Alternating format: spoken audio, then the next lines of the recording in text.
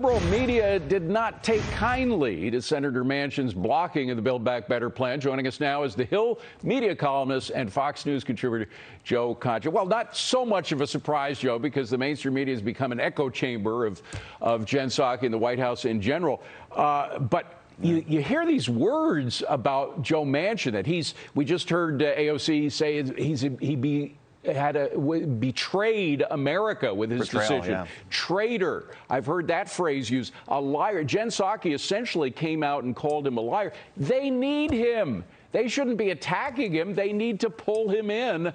Otherwise, he could caucus with the Republicans and they'd lose their majority.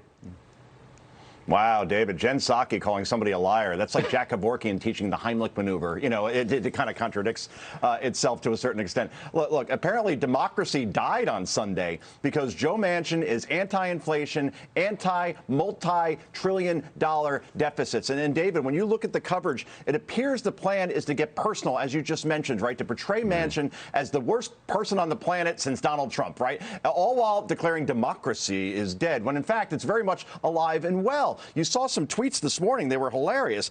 Sam Stein, he's the White House editor for Politico, says the Manchin news, quote, is just objectively devastating for the planet, unquote. Washington Post conservative, Jennifer Rubin, if you want to call her that, her headline to her op-ed is Manchin deals a devastating blow to Biden and democracy. Let's look at numbers since we're on a business network here, okay? The math. You take away the emotion here, all right? Democrats need 50 votes in the Senate to pass the bill. Kamala Harris serves as the tie-breaking vote. They have 48. End of story. The math also extends to inflation. You talked about that before. CBO says Build Back Better will add $3 trillion to the deficits. Most sane economists will say that with inflation at a 39-year high, maybe you don't want to put trillions more into the system. So maybe, just maybe, those covering the story might want to explore that angle a little bit more, David. Well, let's keep it on math for a second, because Manchin was quite clear from the beginning that $1.5 trillion for the 10 years was his limit. He wouldn't go above that. We then find out from the CBO, which is a bipartisan organization. It's not a partisan organization. That in fact this thing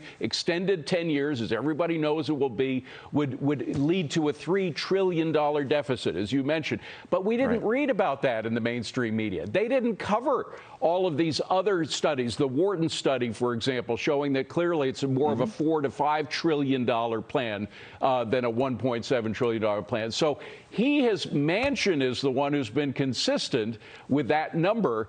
All these other institutions, most of whom are bipartisan, like Wharton or CBO, say that it's much greater than what the Democrats say it will be. And then you had Alexandria Ocasio-Cortez, who you just played before, talking about, I wrote it down, a betrayal of working class families. That's what she said of Joe Biden. I would think that skyrocketing inflation, which is a tax on everybody, and the low and middle class have the hardest time absorbing, I believe that would be a betrayal if you passed a bill like this, and then they're saddled with the cost. And finally, more hard numbers here, David. Joe Biden is currently polling at 65% disapproval in West Virginia. That's the state that Manchin represents. 3/4 of West Virginians oppose the Build Back Better bill. So he's just doing what his voters are asking him to do. You add it all up, and Manchin's just, he's applying common sense here, and it's so sad and utterly predictable the way the media is portraying this. Joe Manchin's the bad guy without peeling off the onion to show people what's really in this bill and who really pays for it. Well, and the consequences of the bill, if it was passed, the inflationary consequences. Inflation was being mocked by the media not long ago. I mean, they were making fun of it. Finally, I just got to throw COVID into this mix, because Manchin was clear yesterday. He said, look, we have to keep our powder dry. We are about to face another major obstacle in dealing with this pandemic, with the Omicron variant. We can't be spending trillions of dollars on something that's totally unrelated to it. We have to keep our powder dry just in case we need it with this Omicron variant.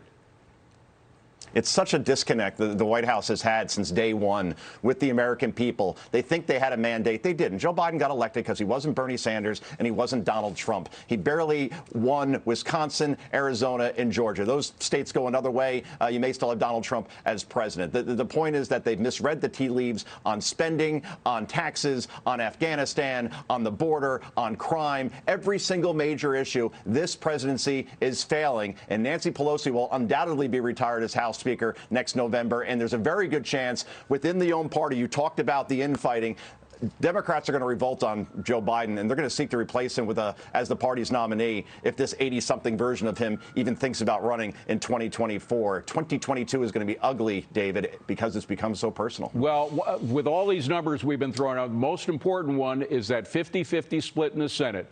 If Manchin goes with the Republicans, the Democrats lose control of the Senate, and this administration gets nothing done for as long as the Senate is held by the Republicans. So it's you could say he already has, David, right? Yeah, perhaps. Maybe that's what happened yesterday. Indeed. Joe Concha, good to see you. Thank you very much. Coming up.